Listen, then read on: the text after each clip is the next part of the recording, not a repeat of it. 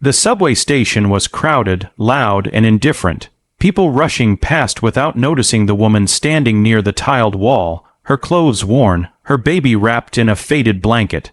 She looked fragile, invisible, the kind of person the world had learned to overlook. But then she did something no one expected. She gently placed her baby into a stranger's arms and stepped forward, lifting her chin as if preparing for a moment far bigger than the cold floor beneath her feet. Within seconds, every sound in the station seemed to fade, because when she opened her mouth to sing, the entire crowd stopped breathing.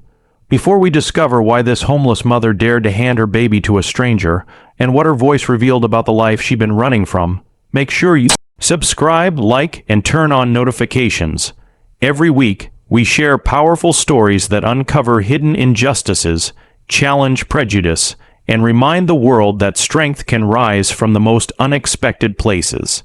Now, let's rewind to the moments that led her to that subway platform, and the song that would change everything. Her name was Liana, a young black mother who once dreamed of stages, bright lights, and audiences who listened with open hearts. But dreams fade fast when the world refuses to see your worth. Before she ever stood in that subway station, she had lived in a shelter on the edge of the city, sharing a thin mattress with her baby daughter, Amina. Every night, she hummed lullabies to keep her child calm, using her voice as a shield against the cold, the hunger, and the cruelty that lingered in the hallways of poverty. The world had not been kind to Liana. She had endured glances that sliced through her dignity, whispers about her skin, and assumptions that followed her like shadows.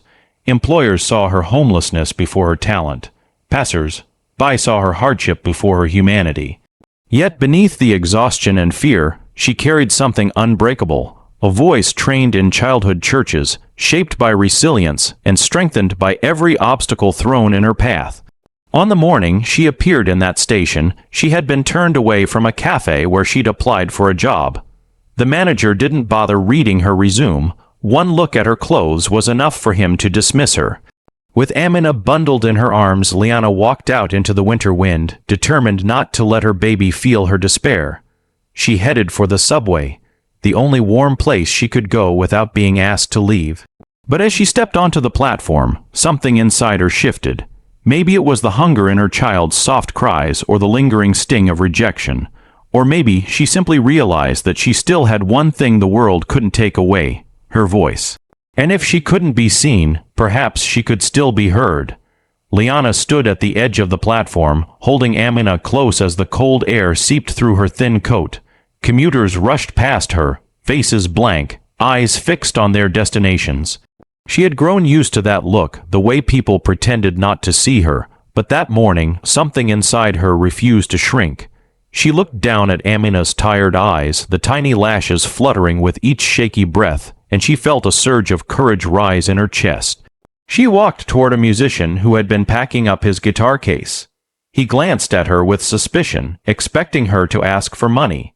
Liana didn't. Instead, she whispered a simple request, and the man hesitated before nodding. She knew people wouldn't pay attention if she was holding her baby.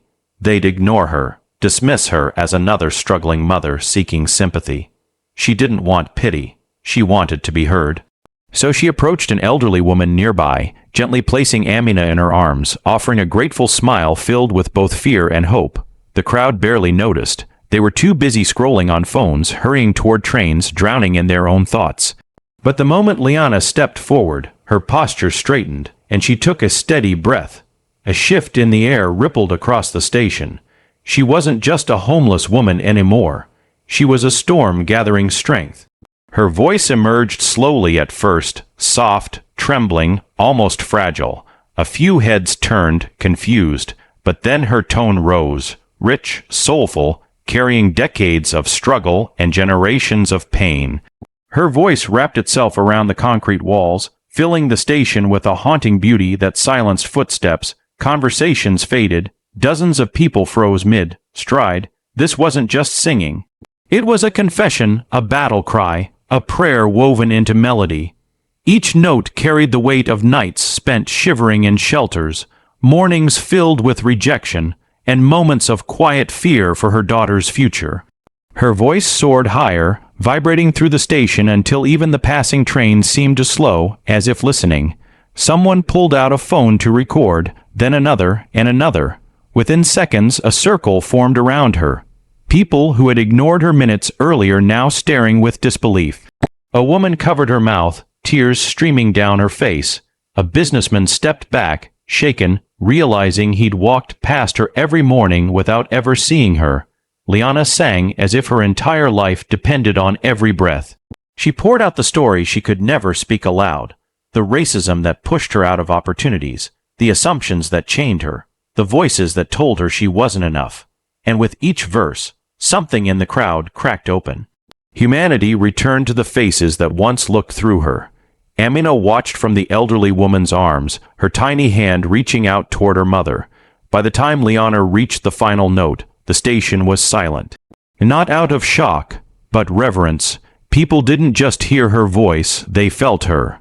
As the woman stepped forward, the entire shelter seemed to fall under an unfamiliar stillness. For weeks, she had carried her baby close to her chest, protecting the child from cold nights, harsh glances, and whispered judgments. But now, standing beneath the dim light of the community hall, she looked nothing like the weary homeless mother people believed her to be. There was something steadier in her breathing, something ancient in the lift of her chin, as though the life she had fought to preserve was finally pushing her toward the edge of a truth too heavy to hide any longer. All around her, people paused, waiting without understanding what they were waiting for. The volunteers lowered their clipboards. The wealthy donors leaned back in their chairs, puzzled by a presence they couldn't categorize. And the CEO who had mocked her earlier watched with thinly veiled impatience, still believing this moment was just another inconvenience in a day she thought she controlled. But when the woman gently placed her baby into the arms of the only person in the room who had shown her kindness, everything shifted. The softness of that gesture contrasted violently with the tension that had wrapped around the hall. It was the kind of silence that precedes a storm, the kind that makes even breath feel too loud. Then the woman closed her eyes and lifted her face upward, as if aligning herself with something far beyond the walls containing her. From the depth of a life shaped by struggle, by loss, by invisible battles no one in that room could ever imagine, she released the first note. It wasn't just a sound, it was a rupture. Her voice poured into the air with a force that made people straighten instinctively, as though witnessing something sacred. It carried the weight of every night she had gone unheard, and every moment she had been dismissed because of her skin, her poverty, her circumstances. It swept through the hall with the power of someone who had been pushed to the margins, but had never lost the fire that lived at her core. No one expected her voice to become the storm that cracked open their hearts. But the moment it did, the room was never the same again. By the time the last note faded, tears had begun to roll freely down faces that had once ignored her. Volunteers, donors, even the CEO who had mocked her now looked at the woman with a reverence that made her heart ache and swell all at once. The baby, cradled in kind hands, gurgled softly, sensing the change in the energy around her. Liana, the woman whose voice had shattered assumptions, bent to lift Amina back into her arms, feeling the weight of the world in both her body and her soul, but lighter now than it had been in years. Word of her performance spread rapidly. Videos uploaded by strangers went viral within hours. People all over the city, and eventually across the country, were captivated by the story of the homeless mother who had transformed fear, neglect, and prejudice into a song of truth. Comments poured in messages of encouragement, apologies for ignorance, and stories of their own struggles. Her voice became a symbol of resilience, proof that dignity and talent cannot be erased by circumstance.